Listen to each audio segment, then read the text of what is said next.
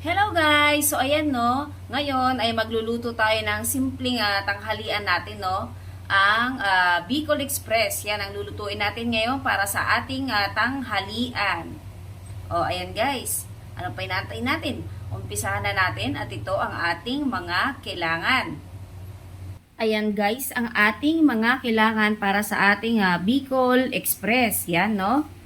Siyempre, meron tayo dito luya, sibuyas, bawang, at yung ating siling panigang yan. Yung iba, ginayat-gayat na natin guys yung ating siling panigang. At yung iba naman ay mga buo yan siya. At syempre ito yung taba ng ating baboy, hiniwalay natin para maisangkot siya natin siya. Dito tayo kukuha na ng ating panggisa.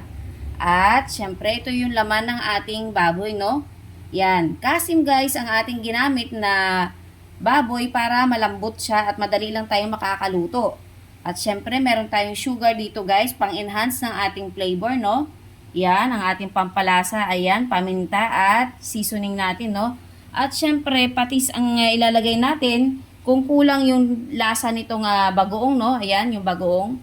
Pag kulang yan kasi ito may alat na to, no? So, mag-a-adjust lang tayo guys, kunti lang ilalagay natin para dito sa ating pampalasa.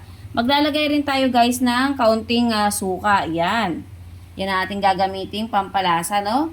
At syempre, dahil Bicol Express yan, maglalagay tayo ng gata. Ito yung pangalawang gata, no? Yan. Yan yung pampalambot natin dito sa ating baboy.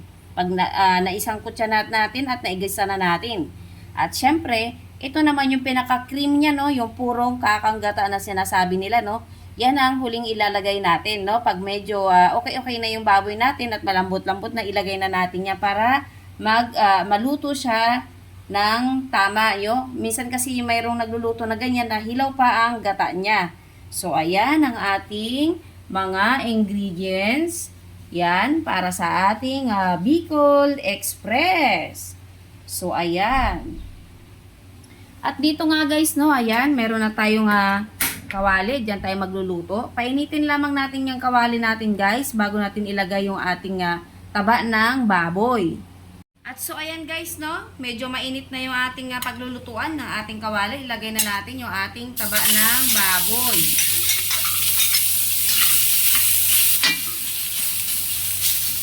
Yan.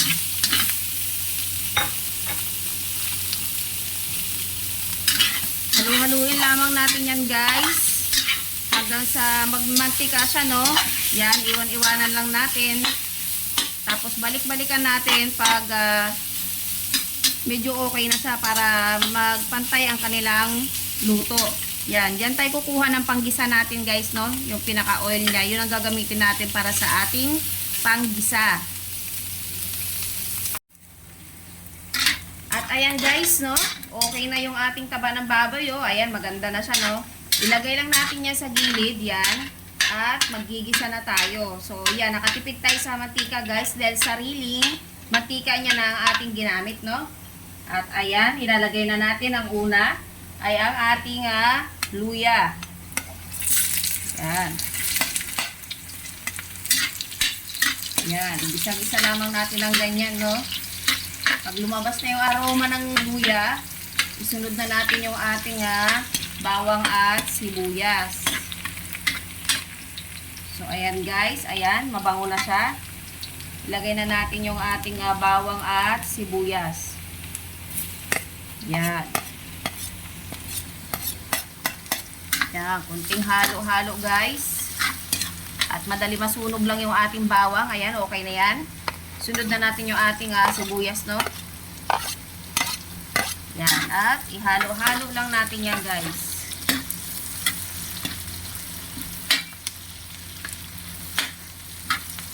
At syempre guys, kapag nalanta na o talagang mabango na yung ating kusina gawa ng bawang, sibuyas at yung ating luya, no? Imimekos-mekos na natin yung ating taba, no? Ayan, kunti pa. Ayan, yung halo-haluin lang natin ng ganyan guys. So ayan, pwede na natin silang ipagsamahin.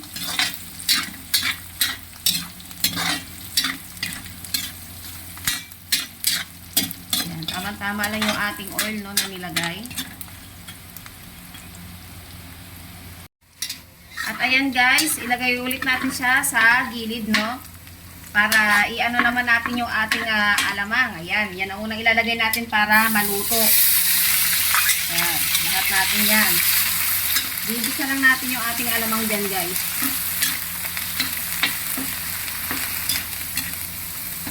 So ayan, pagsamahin na rin natin ulit. Pag alam natin na medyo luto na yung ating alamang, saka natin ilalagay yung ating laman ng baboy.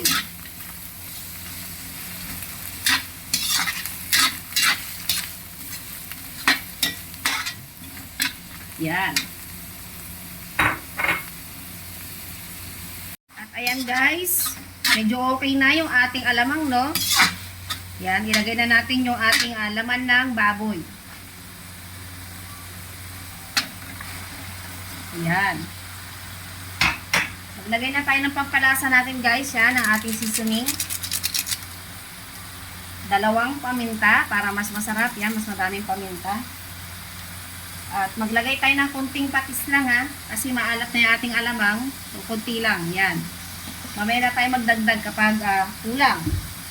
At syempre, ihalo-halo lang natin yan guys para mag-combine lahat, no? Yan.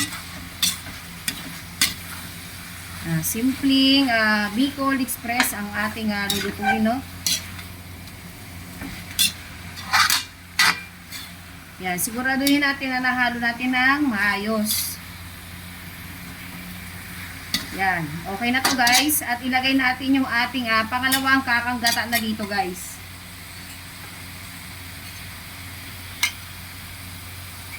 Yan. Para sa ating pampalambot sa ating karne, no? At para lumambot din yung ating sinangkutsa na taba.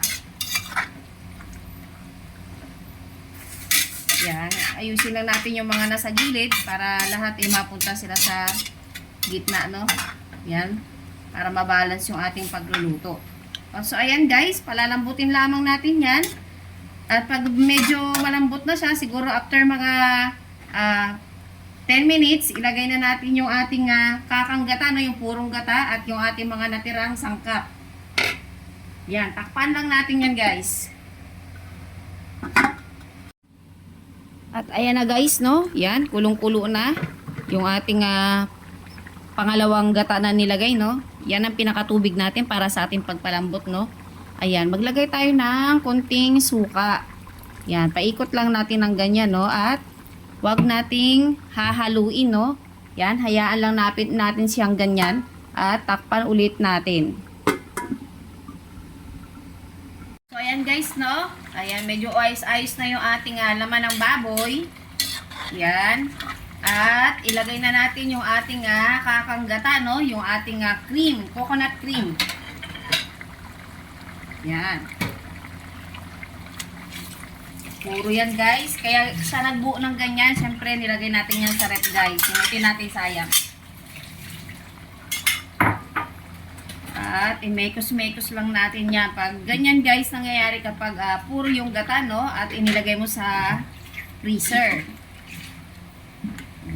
Yan. At syempre, antayin lang natin guys na magbawas yung kanyang mag-dissolve yung kanyang sabaw.